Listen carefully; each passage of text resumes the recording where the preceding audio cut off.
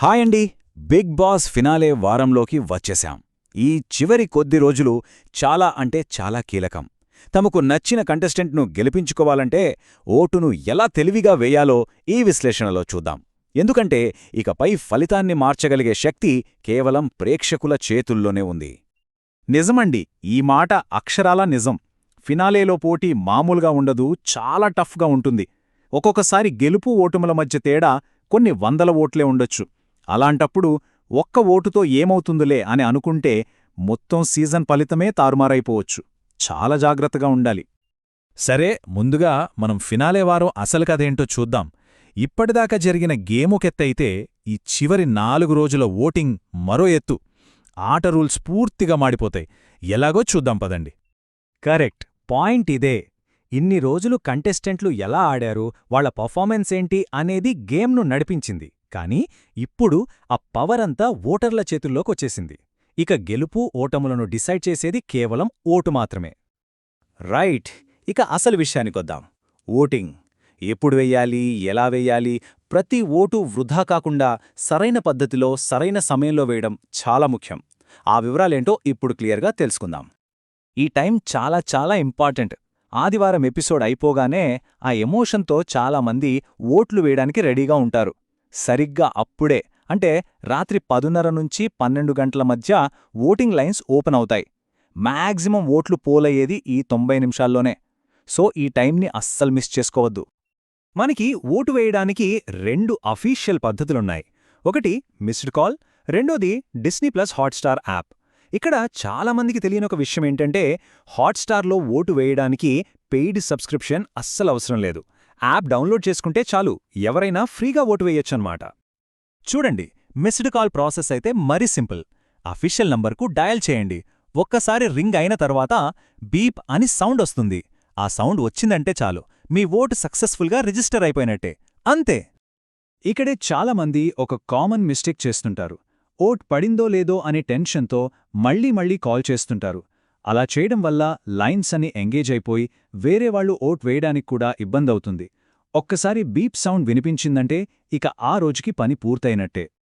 సరే, ఇప్పుడు కొన్ని కామన్ మిస్టేక్స్ గురించి మాట్లాడుకుందాం. కొంచెం జాగ్రత్తగా వినండి. ఈ చిన్న చిన్న పొరపాట్ల వల్ల విలువైన ఓట్లు వృధా అయ్యే ప్రమాదముంది. అలా జరగకుండా చూసుకోవాలి. ఇది చాలామందికి వచ్చే డౌట్ అండి.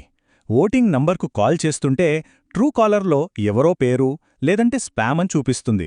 దాంతో చాలామంది కంగారుపడి కాల్ కట్ చేసేస్తారు. మరి అప్పుడు నిజంగా ఏం చేయాలి? చూడండి, ఇక్కడ క్లియర్గా చెప్తున్నా. మనం పట్టించుకోవాల్సింది రెండు విషయాలు. ఒకటి, మనం డయల్ చేస్తున్న నంబర్ కరెక్టా కాదా. 2, ఫోన్ రింగ్ అవుతోందా. అంతే. ట్రూ కాలర్లో ఏ పేరు చూపించినా, స్పామ్ అని వార్నింగ్ ఇచ్చినా వాటిని అస్సలు పట్టించుకోవద్దు. జస్ట్ ఇగ్నోర్ చేయండి. సరే, ఈ ఓటింగ్ అనేది మనం అనుకున్నంత సింపుల్ కాదండోయ్. దీని వెనక ఒక పెద్ద రియాలిటీ ఉంది. ఫినాలే వారంలో ఓటింగ్ కేవలం అభిమానులు వేసే ఓట్ల మీదే ఆధారపడదు. దీని వెనక ఒక పెద్ద ఆర్గనైజ్డ్ గేమ్ నడుస్తూ ఉంటుంది. అదేంటో ఇప్పుడు చూద్దాం. ఫైనల్ వీక్లో ఫ్యాన్ గ్రూప్స్ చాలా ఆర్గనైజ్డ్గా పనిచేస్తాయి. సోషల్ మీడియాలో స్ట్రాటజిక్ క్యాంపెయిన్స్ నడుపుతారు. కమ్యూనిటీ లెవెల్లో సపోర్ట్ కూడగడతారు. దీనివల్లే ఒక్కసారిగా ఓటింగ్ ట్రాఫిక్ విపరీతంగా పెరిగిపోయి లైన్స్ బిజీ అవ్వడంగానీ, హాట్స్టార్ యాప్ స్లో అవ్వడంగానీ జరుగుతుంది. ఇవన్నీ ఫలితాన్ని చాలా పెద్ద ఎత్తున ప్రభావితం చేస్తాయి. ఇది కొంచెం కఠినంగా అనిపించినా ఇదే నిజం.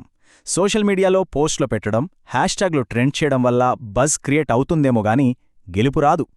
ఫలితాన్ని మార్చగలిగే ఒకే ఒక పవర్ అఫీషియల్ పద్ధతిలో వేసిన ఓటు మాత్రమే. సో సపోర్ట్ని ఓటుగా మార్చడం చాలా అవసరం. సరే, ఇక ఫైనల్గా ఒక చాలా ముఖ్యమైన వార్నింగ్. ఇది తమ ఫేవరెట్ కంటెస్టెంట్ గెలవాలని మనస్ఫూర్తిగా కోరుకునే ప్రతి ఒక్కరికీ సంబంధించింది. ఈ ఆలోచన ఉంది, ఇదే అతిపెద్ద శత్రువు.